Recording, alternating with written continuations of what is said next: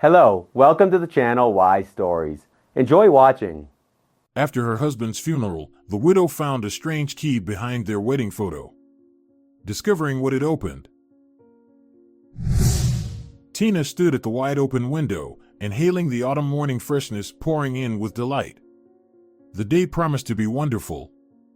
Above the city stretched a dome of clear, blue sky, only seen during a fine autumn. Below, the long strands of birches glowed with bright autumn colors, with rowans and maples bursting amongst them like crimson fires. A huge flower bed, laid out under the windows of their building by the efforts of several local activists, displayed the beauty of autumn flowers, asters, zinnias, chrysanthemums. There might have been other plants, but Tina's knowledge of floriculture ended with those three names. The flower bed was magnificent, and every time she passed by, Tina would pause in awe, and in the morning, she invariably looked down from her fourth-floor window as if greeting all that beauty and joyfully reassuring herself that nothing had happened to it overnight. Today, she also glanced at the flower bed, which from above looked like a living, moving carpet woven from incredible colors not found in any artist's palette. But as soon as she returned to real life, the colors of the autumn morning instantly faded and began to irritate. Moreover, it was unclear why the sun was playing up and heating like in June, although it was already late September on the calendar. Circumstances and mood were completely out of sync with this bright, clean, light morning, its joyful purity. The freshness instantly turned cold and crept under Tina's clothes as an unpleasant chill. Annoyed, she slammed the window shut, turned on the kettle, sat on a kitchen chair, and clasped her head. How to comprehend a difficult, dreadful, melancholic day. The day of her husband Yvonne's funeral. And most importantly, how to live on after everything that had happened. How to explain the strange events that occurred to her afterward. How could she comprehend and decode the completely incomprehensible, unfathomable words of a stranger who approached her at the funeral? The water in the kettle had long since boiled, and it turned off with a loud click. But Tina, paying no attention to it, continued to sit, leaning on the countertop and staring at a golden curl on the wallpaper. The pattern, consisting of countless such curls, covered the walls, and as an old childhood habit, Tina traced the familiar lines with her eyes. It always helped her calm down, focus, or think something over. Her parents, knowing their daughter's habit, jokingly called such moments wallpaper pauses. Yvonne had also gotten used to her manner of sometimes stopping mid-sentence and staring at the wall, silently looking into space for a while. Indeed, these pauses often helped her. She began to understand how to act in one situation or another, as if spotting the necessary solution and way out here, among the little flowers, lines, and squares on the wall. It always worked, but not today. Today, all she managed to confirm was just how old and dirty the wallpapers in her apartment were and that it all needed to be taken down and replaced long ago. My God, what am I even thinking about? She suddenly horrified at her own thoughts. Yvonne was just buried, and I first admired this silly flower bed. Now I'm thinking about some wallpapers. Have I gone mad? In a panic, she looked toward the closed door, behind which, just a couple of days ago, lay the coffin with her husband's body. Although it had long been taken out and buried, it still seemed to her that something terrible continued to happen in the room. And now, for 3 days, she hadn't once opened the door to the room, hadn't aired it, hadn't drawn the heavy dark curtains on the window. She just couldn't bring herself to think of Yvonne as someone who would never come home again, never look at her with his light smirk, never carelessly throw his sneakers in the middle of the hallway as usual, and never do anything from the thousand things that made up their life together, and as it turns out, her life in the past few years she lived with her husband. She kept waiting for the front door to bang open, and for him to walk into the apartment with his usual, "Well, hello, what's up? I could eat something." Her heart clenched, paused for a few moments, then started beating rapidly and frantically. Tina was frightened by everything: the empty apartment, the closed room door, Yvonne's house slippers still sitting on the shoe rack as if waiting for their owner to come home any moment, his favorite mug with a chipped edge that he wouldn't let Tina throw away despite her numerous attempts. She remembered the day she finally decided to do it and threw the mug into the trash, only to be astonished as she watched her husband grumbling angrily while fishing it out from beneath the potato peelings. Tina smiled at the memory and then, frightened, covered her mouth with her hands, as if someone could see her rebellious smile when she was supposed to be gloomy and sad, continuously crying. But what scared her most was the anticipation of a phone call that was supposed to explain the meaning of what was happening, help her understand the strange words spoken by a man she did not know, who, as it turned out, knew her husband well. The phone remained silent, and Tina couldn't decide whether she wanted it to ring or preferred to remain ignorant and live as before. Thoughtfully, she rested her chin on her stacked fists and closed her eyes, trying to find some clue in her past, both distant and recent. Tina Gill was born into a prosperous family. Her father, Ignacio, had taught some complex technical discipline at a university in the city for many years. When it suddenly became apparent that the country no longer needed so many engineers, Ignacio Gill, along with many other scientists, was practically left out on the street. However, unlike most of his respected educated colleagues who were completely unadapted to the new reality, Ignacio did not give up. He couldn't afford to, because he needed to provide for his family, his beloved wife Cecilia, and the newly born twins, Tina and Sergio, who were completely indifferent to both the overall situation in the country and their father's particular hardships. The kids were always hungry and continually outgrowing their clothes. Ignacio threw himself into supporting his family by all possible means. It turned out that in addition to his deep knowledge of mechanics, he had a talent for organization. Within a year, in partnership with an old friend, he opened a small business supplying and servicing equipment.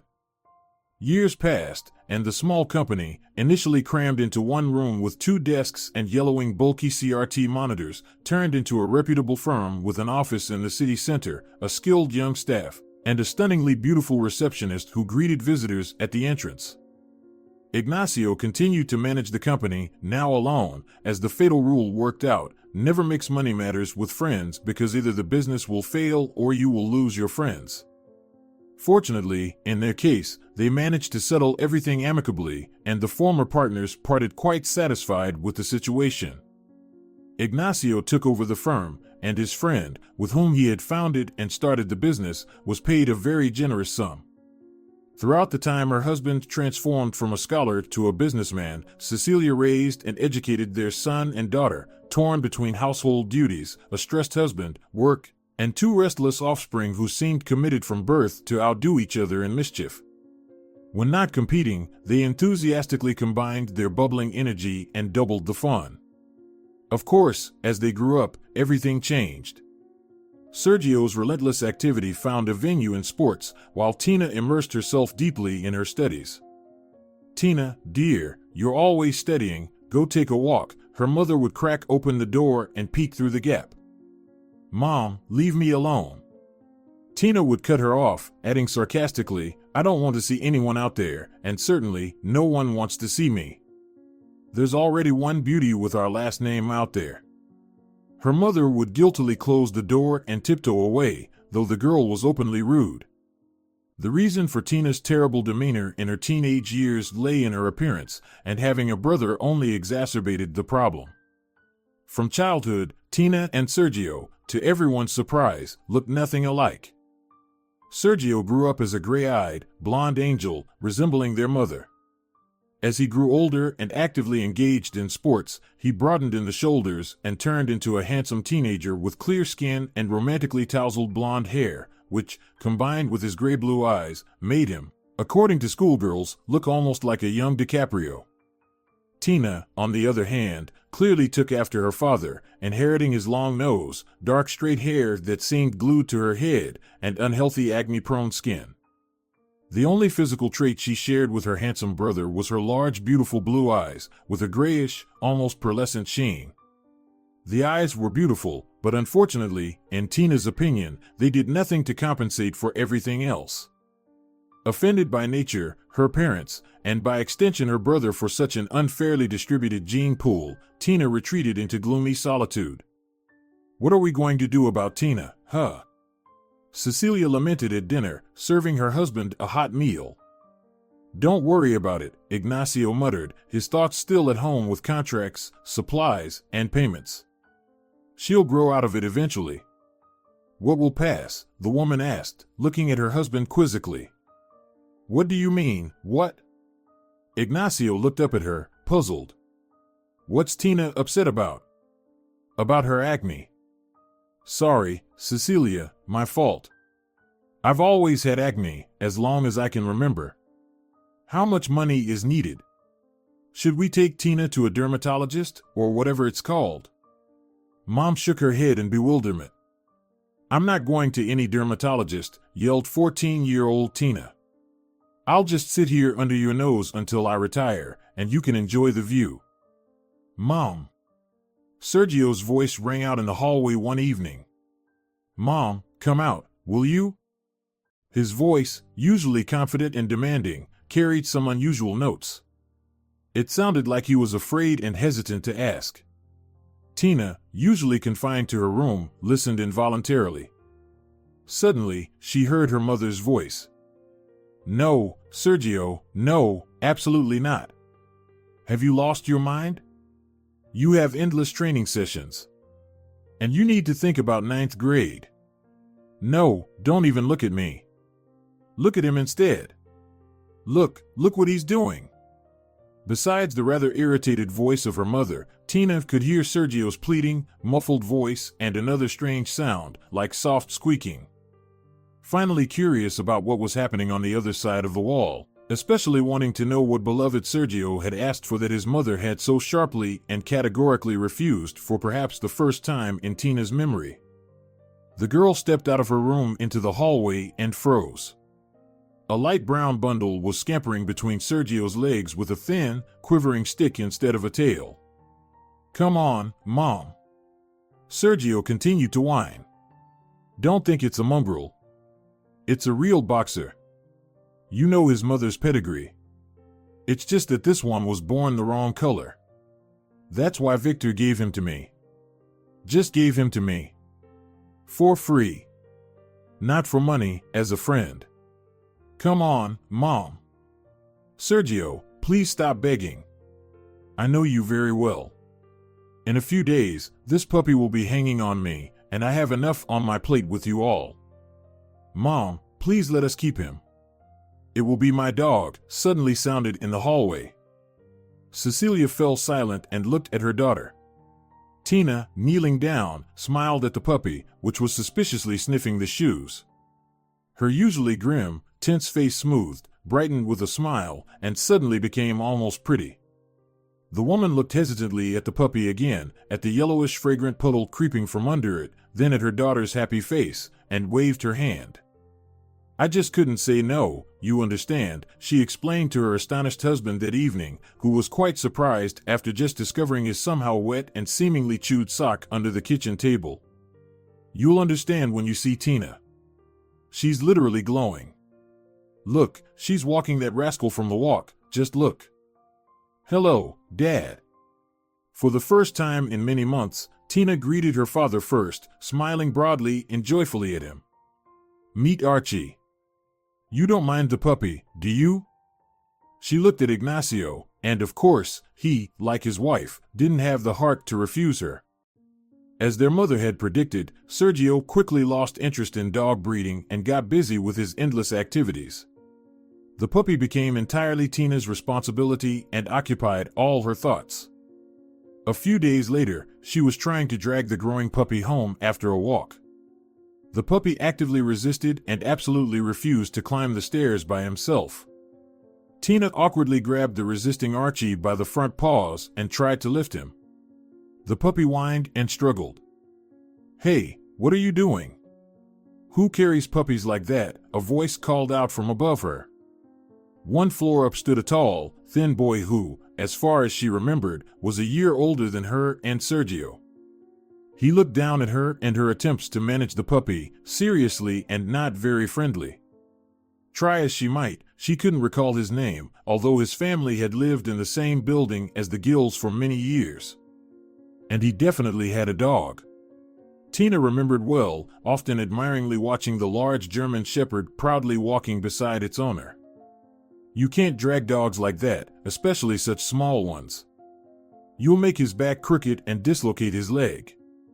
And he's such a handsome fellow. Lift him correctly." The boy quickly ran down the stairs and stood close by. "How should I do it?" Tina was flustered. "I just don't know. He just ended up with us. I hardly know anything about dogs." She became completely embarrassed and blushed. "Well, basically, watch and learn." He leaned down and skillfully slid one hand under the puppy's chest and the other under its tail, then easily picked it up, holding it close. "Like this, see? Now you try." "No, not like that. Look, put 3 fingers together and slide them under his chest. Hold the paws with your thumb and forefinger. Yes, look, if he jerks, you'll drop him, you could break something. Come on, try. Don't rush, hold him tighter, be more confident. The dog needs to feel your confidence, you understand? It needs to know you're the master. The mistress. Yes, that's right. See, it's not so hard." Tina stood, holding Archie comfortably and calmly in her arms, and smiled contentedly. "After the master class," the boy said. "Well, see you around." "Thank you so much," she said, pausing awkwardly, which he correctly understood. "Iago, my name is Iago," he looked at her and added. "And you, Tina, I know. If you want, come to the playground behind the garages this evening. We hang out there with the dogs in the evenings. You probably have lots of questions. I can help with what I can." "Yes, I'll come, definitely, thank you." She was so joyful she became flustered. Finally, she was becoming part of a group where people were connected by a common interest. And, to be honest, the guy was quite attractive. "Is he vaccinated?" suddenly asked the boy, who had already started descending. "He what?" Tina asked, not understanding. "Has the puppy been vaccinated?" He looked at the novice dog owner suspiciously. "Oh, I don't know," she flustered. "Wow, you really need to find out." He even got a little angry. "Such things need to be clarified first. Where did you get the puppy? From whom? He's at least 3 months old, no less. He should have had his vaccinations." "No, this is impossible. I'll have to take you under my wing, or else you'll ruin the little guy." Iago truly took Tina and the little boxer under his wing. From him, Tina learned a great deal about caring for and training a puppy. Listening to Iago's instructions, she quietly horrified herself, realizing that she had done everything wrong from the first day, and only by some miracle had Archie not suffered from her inexperienced handling. A few months later, Tina was already adeptly managing Archie, who was gradually becoming a beautiful, strong dog. They spent every day walking together at the dog park, then taking as long as possible to return home to discuss a host of topics and problems. Tina and Iago became friends.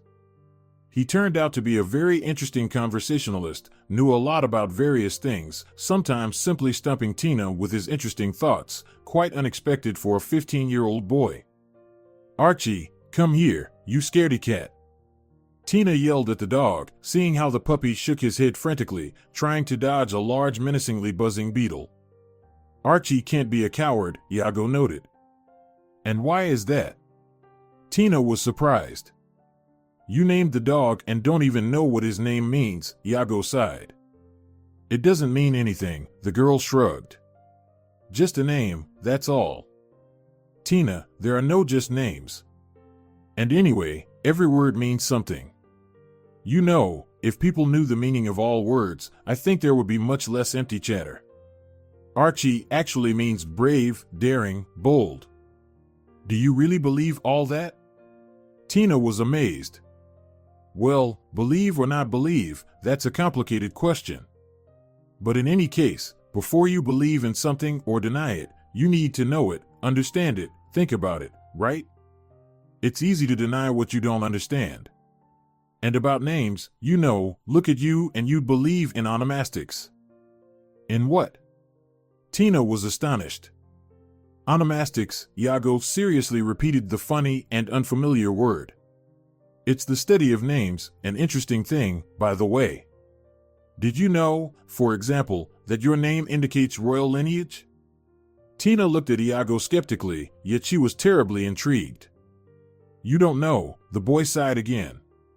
Tina is from the line of Tatiana, and Titus Tatius was an ancient Italian king.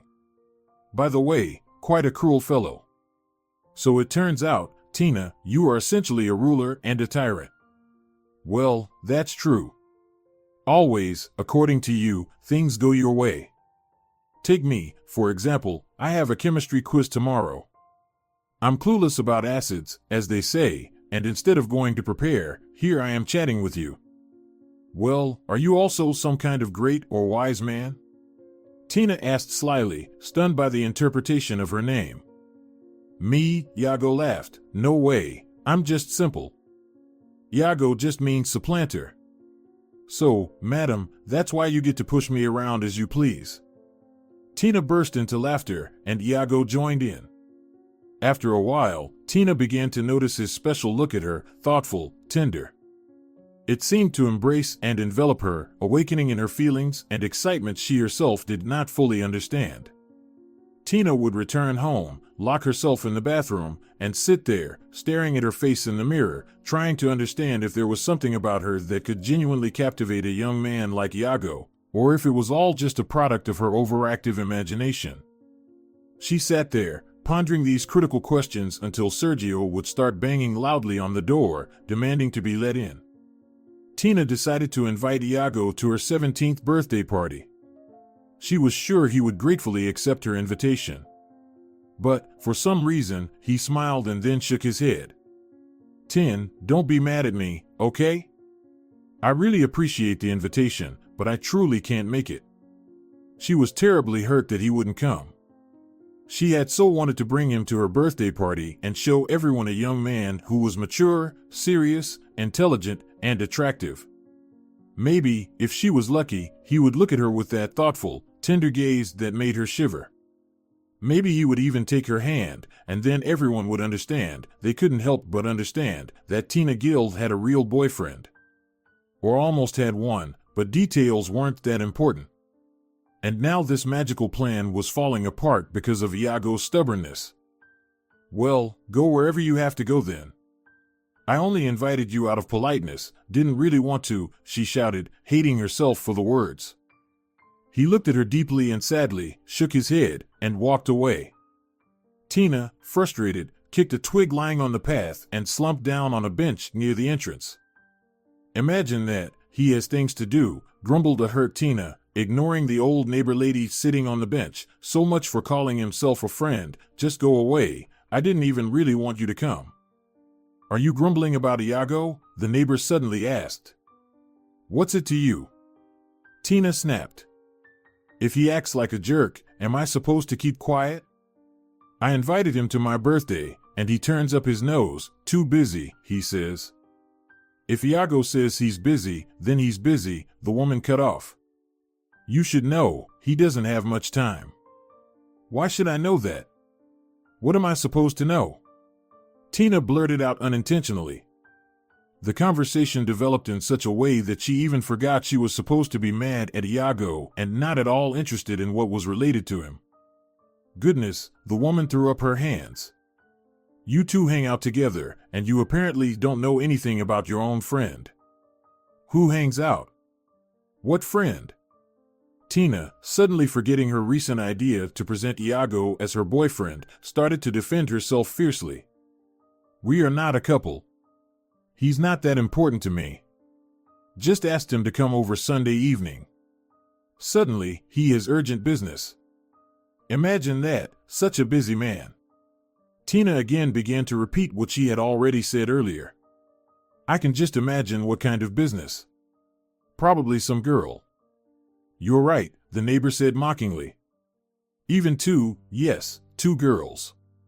He's always thinking about them, running after them, bringing them home, even putting them to bed. What? Tina whispered, shocked. It seems you really don't know anything about our Iago, the woman shook her head. He has two younger sisters. Iago is fully responsible for them. How could he come to your birthday if he needs to take his youngest sister Nora to her art classes on Sunday evening? Why does he have to be the one to take her? She asked, recalling having seen a small curly-haired child with awkwardly tied funny ponytails often with Iago. It doesn't have to be him, the neighbor smirked. But Iago wouldn't trust his precious girls with anyone else. He hovers over them like a hen with chicks. Well, I understand about strangers, but what about their parents? Why can't they? Tina protested. The woman looked at her strangely, as if she were seeing a bizarre creature, and sighed heavily. I will never understand how you all live like this, what kind of people you are, she shrugged. It's like you have sacks over your heads. You don't see anything around you, don't notice, don't even know anything about each other. And you've lived in the same building for so many years. How is that possible? I'm just amazed. No, Iago and his girls don't have parents. Well, almost don't, she stunned Tina. Their father died, their mother nearly drank herself to death. So now Iago is both father and mother to those girls. He lives, trembling, fearing someone will take his sisters away. Take them away? Tina whispered. It's simple. Iago is a minor. No one will grant him guardianship of his sisters.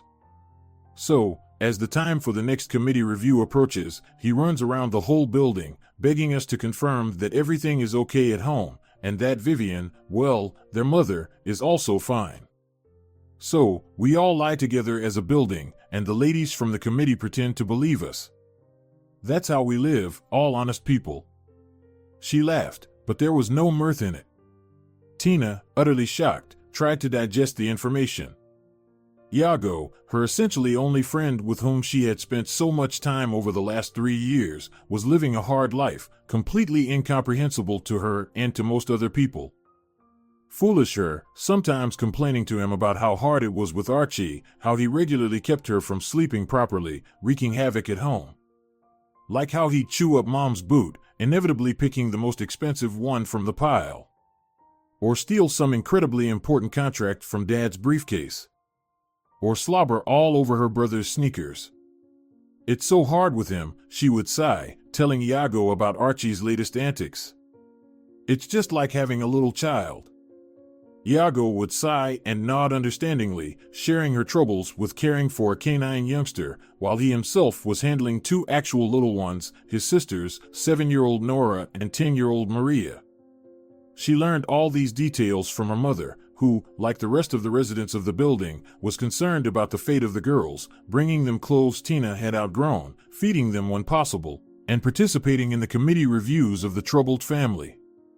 Iago, he's a wonderful boy, her mother told her. Yes, he is wonderful, Tina readily agreed. The next day, Tina patiently waited for her friend at the entrance. Eventually, he approached, fast-paced and laden with bags like a Christmas tree with garlands. Hello, Tina squeaked. Hello, he muttered, passing by. Iago, listen, she quickly said to his back, terribly afraid that he would disappear behind the entrance door. Forgive me. Iago, I didn't know anything. Well, I knew you had sisters, but I didn't know that you. Iago, you are a heroic person, and I am just a fool, albeit of royal descent. He stopped and turned around. A joyful boyish smile lit up his face. Iago, can I help you, please? I really don't know much, but I can learn, Tina babbled. Thank you, Iago finally spoke. Thank you, Tina, but there's nothing heroic about my life. They're my sisters, how could it be any other way? They are amazing, you know. Maria, she's so smart, reads everything. And she remembers what she needs and what she doesn't, he laughed. She's almost top of her class in almost all subjects, just a bit weak in math. And Nora, she's our artist. When she was little, she drew all over the apartment. We had her paintings everywhere, on the walls, on the fridge, on dishes, even on the TV screen. Basically, we lived in an art gallery. I take her to an art studio now. You know, they say she's got talent. Tina watched Iago with wide eyes. In more than 3 years of nearly daily meetings, she had never seen him so animated. Talking about his sisters, he jumped up from the bench where he had been sitting, dropped the bags on the ground, and used his hands to help describe them, his eyes sparkling, his voice louder than usual. He seemed to glow with pride. Tina suddenly thought how petty and insignificant the concerns of his peers, and even her own, were in comparison, and she wanted to help him even more. "Oh, Iago, want me to help Maria with math, since you're busy?" "No, really, let's do it, please," she pleaded with her friend. "Well, actually, that would be nice," he agreed. "Only, I'm not sure." He hesitated, and Tina realized he didn't want to bring her to their apartment because of his mother. "Maria can come to us," she quickly suggested. "It would even be more convenient. It's quiet in my room, no one will disturb us. Sergio is out all day, and my parents are at work. So no problem. We can start tomorrow, okay?" Iago looked at Tina gratefully and nodded. From then on, that became the routine. Serious beyond her years, Maria would come down the stairs at exactly 3 o'clock and ring the Gills' apartment bell. Archie would always greet her at the entrance, after which she'd sit down at Tina's desk, open her notebook and textbook, and focus intently on her tutor. Tina turned out to be quite a capable teacher, and by the next quarter, Maria had earned a solid A in her least favorite subject, math. Their joint joy knew no bounds. In a burst of gratitude, Iago even hugged Tina tightly and then, blushing, quickly let her go. Tina, instantly turning red as a tomato from embarrassment, awkwardly adjusted her collar. Iago began in a hoarse voice and, after clearing his throat, continued. "I've been wanting to tell you, and, well, you. Darn it, basically, Tina, I really like you, that's all." "I like you too, Iago," Tina quietly replied, and she was overwhelmed by a warm wave of her first real adult happiness. "It looks like Tina has fallen in love," Cecilia informed her husband at breakfast. "But that's a secret, so don't spill the beans." "Some secret," Sergio snorted from the table. "That secret is known all around. They were walking yesterday, oblivious to everyone else, smiling at each other like two fools, amidst kids and dogs. It was a total circus on a walk." "Who's smiling? What kids?" Ignacio looked puzzled from wife to son and back. "It's Iago and Artina, who else? Everyone knows they're an item. So, dear parents, we might be planning a wedding soon, we'll dance, eat some salads," Sergio teased. "Quiet down, chatterbox," Cecilia lightly tapped him on the head with a laugh. Sergio, grabbing a sandwich, dashed out of the kitchen, and Ignacio looked thoughtfully at Cecilia. "So, that's how it is?" "Well, Cecilia, are you sure this is all right? They're only 17, a bit early, and what if they do something foolish? And besides, they should be thinking about their studies." Cecilia laughed easily and cheerfully. "Well, first off, 17 is quite old enough, Ignacio. Remember how old you were when you first hit on me? Iago is about the same age now as you were then. And secondly, they won't do anything foolish, I'm sure of it. Iago won't allow it. Iago, he's such a, how do I put it? Well, he's actually much older in reality than his age, you know? The boy has been through so much at his age that many adults wouldn't experience in a lifetime. And I'm completely calm about Tina. Iago has an amazing effect on her. You're gobbling down those cheesecakes, your fifth one, I see, tasty? Very, thank you, darling, Ignacio nodded. Well, you shouldn't thank me but your daughter Tina, she made them this morning. And guess who taught her? Iago, Cecilia laughed. Imagine, I couldn't make her learn to cook, but he managed it just like that. As time went on, Tina graduated from high school and enrolled in university. By then, Iago was already in his second year of college, simultaneously working and still carrying the load of caring for his two sisters and ailing mother. Maria had grown almost into an adult, not losing any of her seriousness, and was terrifyingly independent. Nora had also grown up and was passionately attending art school. All this time, Tina and Iago were seeing each other, seizing every opportunity. And now, they had many more opportunities. To celebrate her university admission and the start of her independent adult life, her parents gave Tina a lavish gift, a separate 2-bedroom apartment. And, of course, this fact could not but influence Tina and Iago's relationship. However, his reaction to her having her own separate apartment puzzled Tina quite a bit.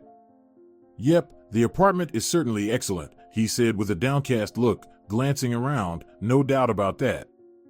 But what am I supposed to do now?" "What do you mean?" Tina asked, puzzled. "Well, I wanted to be worthy of you, to start earning seriously, to buy an apartment, or even better, a house, so that you could live there with me. But now, why would you need me?" "Iago, what are you talking about?" she laughed.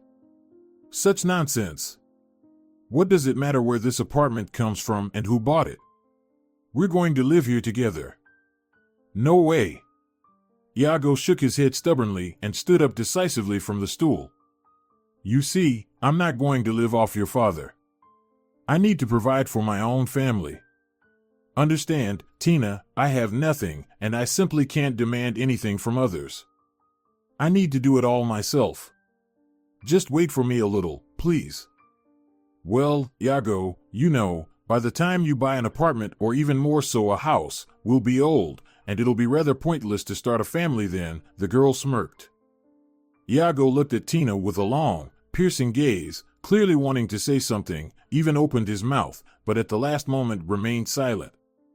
Tina convincing herself of her own righteousness, thought Tina. "See, my father's neck doesn't suit him. If he had his way, he would have moved me into his apartment, then he'd be pleased." In her opinion, Iago was unbearably old-fashioned with his views on life. And suddenly she found herself bored with his devoted, timid, and overly proper love. "Iago, this isn't going to work," she finally told him, looking into his eyes full of pain and surprise. "But I love you, Tina," he said, bewildered. "So what? You love me, what next? Am I supposed to sit next to your mother and wait until you start earning properly? Maybe then we'll start drinking together waiting for a better life." "Tin, why are you like this?" he asked in a whisper. She wished he would jump up, yell, maybe even hit her. It would have been easier that way. "You know, Iago, we've been friends since childhood. Let's just leave it at that." Agreed, she tried to end the conversation on a positive note. "No, sorry," he shook his head. "I can't just be friends with you. I love you too much. If you ever need me, call, and I'll come. Goodbye." They never saw each other again.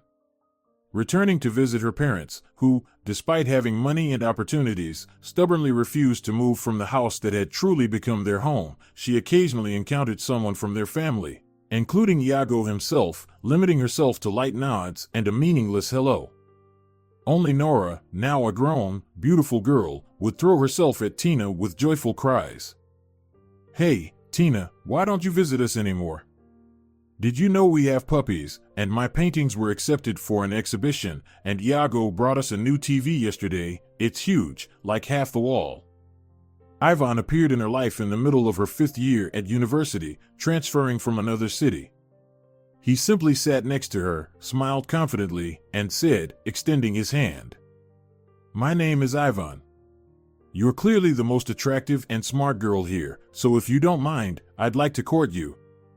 If you don't like me, just tell me, I'll understand." Tina spent the next lecture stunned by what her new acquaintance had said.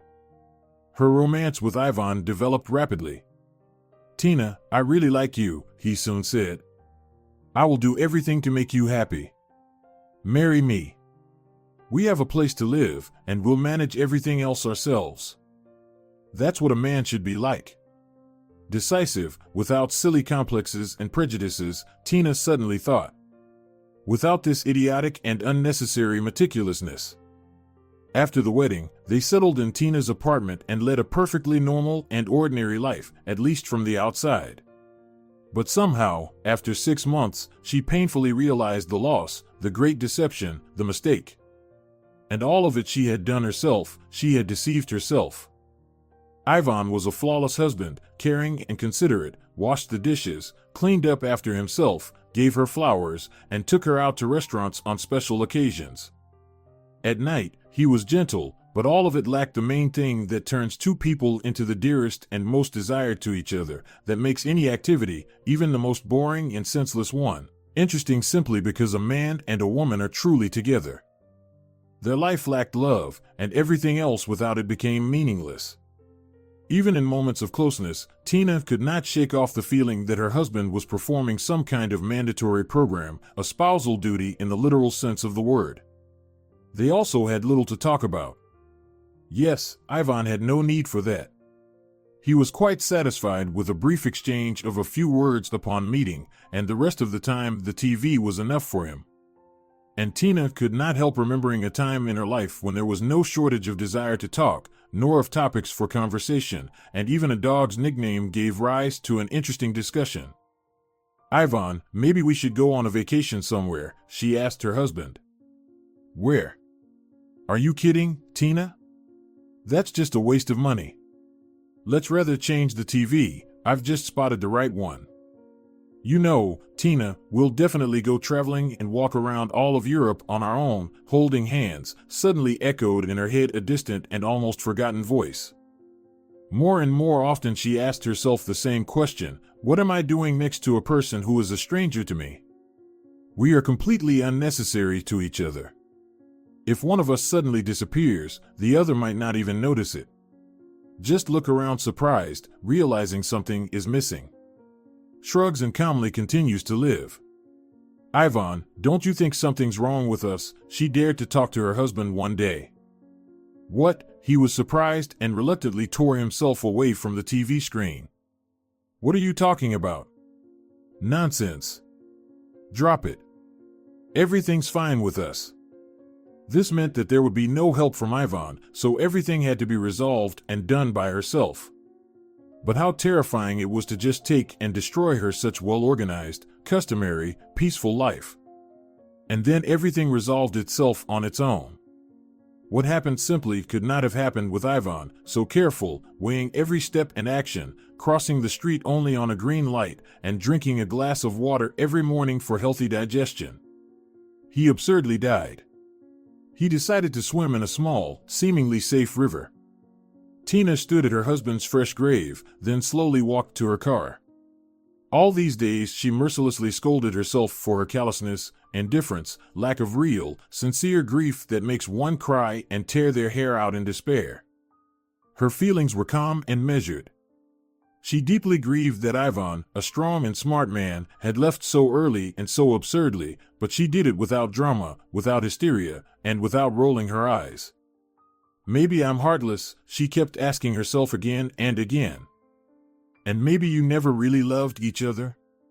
Maybe, as cynical as it sounds, Ivan's death means your freedom," her heart whispered to her. The day after the funeral, a short man in dark sunglasses approached her on the street. "Tina, hello." The man coughed awkwardly, glanced around uncertainly, and as if deciding on something, continued. "We don't know each other, but given the circumstances, I find myself compelled to make your acquaintance. I had some dealings with your husband, a joint project, so to speak. It's extremely awkward to bother you at a time like this, but I must. Time waits for no one. I need documents that Ivan took from me shortly before his passing. Just before it all happened, you understand?" "No, honestly, I don't understand." Tina shook her head and pressed her palms to her temples. "To be frank, I don't see how I can help you. If you had some dealings that I knew nothing about, then I certainly don't know about any documents Ivan allegedly took from you. And really, if I may say, it's strange to hear that Ivan had any dealings." She emphasized the last word in her sentence. The man looked at her oddly and shrugged slightly. "Yet, Tina." He seemed to find confidence and spoke more assertively. "I would really appreciate it if you could look for the papers I mentioned at home. They are easily distinguishable from other documents, all printed on Technocom Company letterhead. Remember this name. Please check it home, and I promise to compensate you for your efforts. Basically, I'll pay you. I think you could use the money right now. Remember, please, the company Technocom. It's an easy name to remember. I know your home phone and will call you in 2 days with your permission. Agreed? Anyway, he added, clearly embarrassed by her persistent silence, I will call you either way, without your permission. Sorry about that. Tina watched the man carefully. He muttered something else and looked down as he walked away. She didn't need to remember the company name the strange man had mentioned. She had known that word since childhood, heard it nearly every day. It was her father's company. What did this mean? Why was a complete stranger so persistently and unequivocally interested in her father's papers, moreover, willing to pay for them? And why did he claim that these documents were with Ivan, or rather, had been with him while he was alive and now just lay somewhere in their home? Her husband had never shown interest in her father's business, though he always spoke highly of him and always emphasized his respect. It's too complicated for me, he would smile when her father's firm came up in conversation. Patents, contracts, certificates, warranties, Ivan would list with a horrified face. I'm a simple man, I tighten screws, lay cables, at most solder a circuit. That's all my knowledge, and frankly, I don't want people whispering behind my back, look, there he goes, doesn't understand a thing about the business, but gets paid because he's the son-in-law. And now it turned out that Ivan had been involved in the company's affairs and not just interested in them, but had collected and kept some documents, obviously important if they were willing to pay money for them. Clearly, the man who approached her today didn't realize she was the owner's daughter of Technocom. Otherwise, he would never have made such an offer. Well, of course, she had Ivan's surname. Knowing his caution and secrecy, he probably hadn't mentioned that she was Gil by birth. Lord, what does all this mean? Unable to find the answers she needed, Tina stood up, stretched her stiff back from sitting too long, and walked back to the window. The phone call, which she had been anticipating for 2 days, still came unexpectedly. She jumped in fright, her breath catching. The phone kept ringing. She slowly walked over, took a deep breath, and picked up the receiver. Tina, hello. The voice was demanding, and there was no doubt that it was the same man who had approached her after the funeral. How about our agreement? Did you find the documents? Well, here's the thing. Tina suddenly found her confidence and spoke as firmly as her caller. I haven't found anything yet, but I am still looking. I need more time. Call me. Wait, let me think. Tomorrow evening. That's all. She ended the conversation hearing the man trying to say something and hung up. A few seconds later the phone rang demandingly again. Tina reached out and pulled the phone cord from the socket. Where to look? And how is this done anyway? And where in their apartment could documents be hidden? What do they write in detective stories? If you want to hide something, put it in plain sight. Where's the easiest place to hide papers? Of course, among other papers. Tina began methodically removing books and albums from the shelves of the large wall-high bookcase. After half an hour, it became clear that there was nothing suspicious here. Besides, why did she even think the documents were at home? And to be completely honest, how did she know that this strange, mysterious story wasn't just made up from beginning to end? Why should she believe this strange person she'd seen for the first time in her life? Maybe he was insane? Maybe he was slandering Yvonne, trying to tarnish his memory? She tried with all her might to convince herself that she had no reason to suspect her late husband of anything dishonest. But the inner voice, at first barely audible, a faint whisper, then louder and louder, said, "He could have, quite easily, and anyway, are you sure you knew the person you lived with for several years well enough?" Her memory helpfully presented her with memories she didn't like returning to, but which it had preserved carefully, just in case. A year after their wedding, Cecilia and Ignacio were preparing for a vacation to some faraway exotic islands and invited the children along. Oh, come on, Dad, Tina laughed. I know how much it costs. No, we'll manage. Don't be upset, Dad. I can't fly anyway, there's a lot of work. But you and Mom definitely go. Finally have some rest together. Why did you refuse the trip? Yvonne asked cautiously when they were alone. If I understood correctly, your father was going to pay for everyone? That's exactly why I refused, Tina exclaimed, surprised that she even had to explain it. I heard my father's company is having some troubles now, so it doesn't make sense for him to spend extra money. Is your brother going? Yvonne asked for some reason. I don't know. Probably, but that's his business, Tina shrugged. Well, yeah, of course, her husband nodded, and the conversation ended. A couple of years into their married life. Tina, don't you think it's time we thought about getting a bigger apartment? Yvonne asked unexpectedly. Why? Is this one too cramped for you? Well, just in general. He waved his fingers vaguely in the air. Well, let's think about it, she suggested cheerfully, and after a few seconds, laughing out loud, she joked, I thought about it. No ideas, honestly, other than to beg Dad for money. Well, that's not such a bad idea, Yvonne said cautiously. Yvonne, come on, Tina said, genuinely surprised. Dad already provided me with an apartment, and you too, technically. If something's not good enough, we should manage it ourselves. Though I don't see the point since you keep saying it's too early to talk about kids, for some reason. The topic was painful. Tina wanted a real family, she wanted to give birth, to nurse, to raise a child, but Yvonne persistently asked her not to rush, to get on their feet, to save money, and cited 1,000 more reasons why they needed to wait to have a child. But at every mention of it, Tina grew sad, and Yvonne hurried to end the conversation. Nevertheless, here and there, clearly or vaguely, barely perceptibly, little signs kept appearing to Tina, not direct, but definite evidence that Yvonne, her husband, wouldn't mind arranging his life at the expense of her wealthy father. Tina felt ashamed of her involuntary thoughts, hated herself for them, called herself a fool, but she couldn't help it. That's how she lived, next to a person whose thoughts and desires became more and more of a mystery to her. Having gone through the bookshelf and the box where they kept documents, receipts, user manuals for appliances, and a pile of other paper junk, she plopped down on the sofa and looked around the room. Across from her, on the wall, hung a large framed photograph. It was their wedding photo with Yvonne. In it, they were holding hands, eyes wide open, pretending they were about to jump. The photo was funny, and Tina liked it very much. Only now, for some reason, it was hanging a bit crooked. She got up, walked over to the wall, straightened the frame, and, just as she was about to turn away, returned to the photo.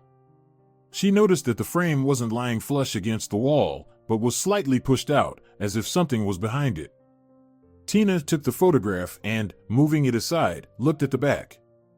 There, taped to the frame, was a small, nearly flat key.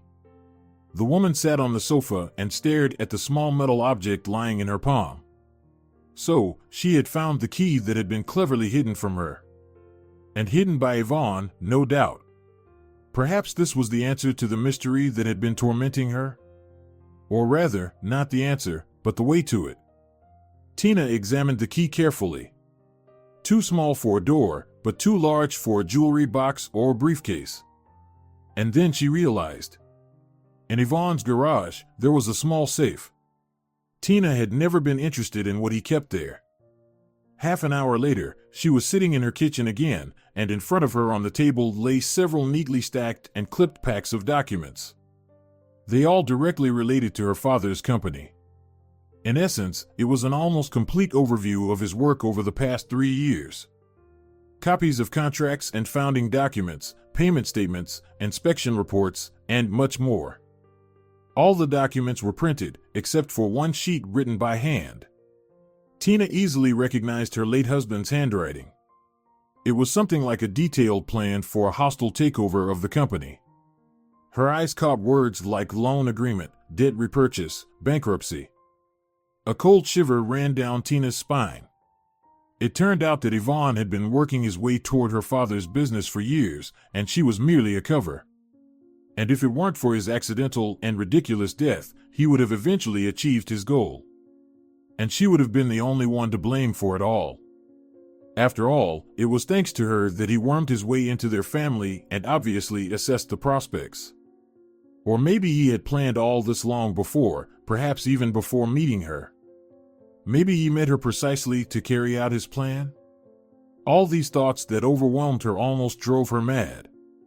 It was clear that Yvonne never intended to work at Gil's company, which was why he categorically refused such an opportunity, citing his own incompetence, lack of understanding of business processes, and finally, moral inconvenience. He really didn't intend to work there, he intended to own it all. It remained a mystery how Yvonne planned to get Sergio, her brother and the main heir of the company, out of his way. But that secret he took with him to the grave. All the lies and filth that suddenly came to light with the help of that small key left her gasping for breath. What should she do? Immediately run to her father, to Sergio. Yes, of course, she would tell them everything, because Yvonne surely had people inside the company gathering all that information for him. And she needed to find the person who had approached her about the documents. But that would come later, for now, she felt too miserable.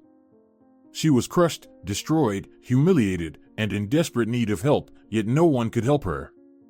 Wait, why no one? There was someone who could help her. How did he say goodbye to her back then? If you need me, call, and I'll come. And he added, it seemed, that he would always love her. Or did she imagine that? No, he definitely said something about love. In any case, she had Yago. With her heart pounding, she dialed his number and nearly dropped the receiver when she heard that familiar, beloved, soft voice. Yago, she said uncertainly.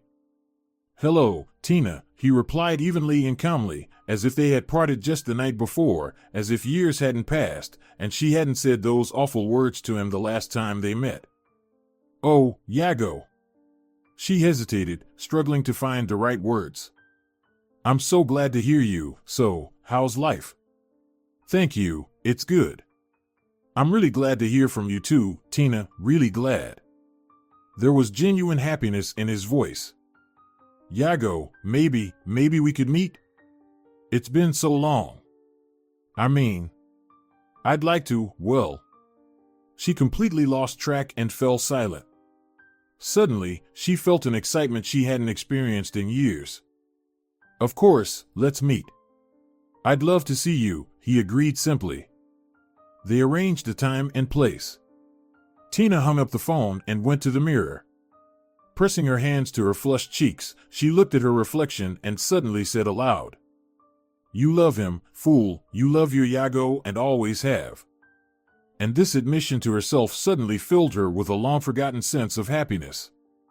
The whole time leading up to the meeting felt like she was in a fever. Had she aged over the years? How should she put on her makeup to make herself look good for him? What should she wear? Something light and casual, or maybe something a bit more formal but still festive. In any case, she needed to dress in a way that showed she was in great shape, that her figure was still slim and light. And her hairstyle? Should she do something special or let her hair fall naturally? Suddenly, she stopped. My God, what was she thinking? Why all this? After all, this was her Yago. And he never cared how her hair looked or what she wore. Listening to her heart pounding, she approached the table in the cafe. A tall, slender man rose to greet her. It was Yago, who seemed incredibly handsome and stylish to her. Any moment now, he'd smile and rush toward her, then hug her tightly and say, Finally, you've come back to me, my love, I've waited all these years just for you. He stepped toward her and smiled, but instead of the impulsive, passionate, and impatient hug she had imagined, he extended his hand to her. A wedding ring gleamed on his finger. You're married? She asked, even though it was already clear. Yes, I'm married and very happy. I have 2 wonderful kids, a job I love, and 2 dogs, he said, still smiling, as if stripping away all her silly dreams one by one, dropping them to the ground. And I also have my dear childhood friend, who, judging by everything, needs help, right? She heard him say. She found herself already sitting at the table, tears streaming down her cheeks, and Yago, so familiar and close, yet entirely unreachable to her. Yago, whom she had found again only to lose. He was sitting next to her, mumbling something, and wiping her eyes with paper napkins. Don't cry, if you're in trouble, we'll fix it. I promise you, now stop crying and tell me everything, and we'll figure out what to do together. A wave of gratitude overwhelmed Tina. Yes, she had lost her love, betraying it once, but she had learned to value true feelings. Thanks to Yago, she suddenly understood a truth so simple that it is often not taken seriously. Nothing should be done without love. If you're enjoying it as well, leave a like and subscribe to the channel.